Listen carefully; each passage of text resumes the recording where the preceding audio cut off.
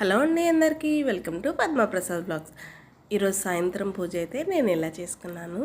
అమ్మవారికి ప్రసాదం వచ్చేసరికి సేమియా పాయసం చేశాను. ఈజీగా అయిపోతుంది, చాలా బాగుంటుంది, చేసుకోవడం కూడా చాలా ఈజీ.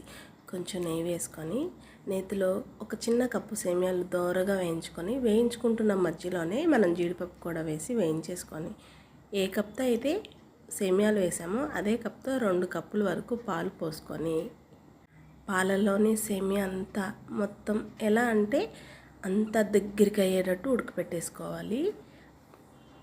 మధ్యలో కలుపుకుంటూ కొంచెం యాలకుల పొడి వేసి చూస్తున్నారు కదా.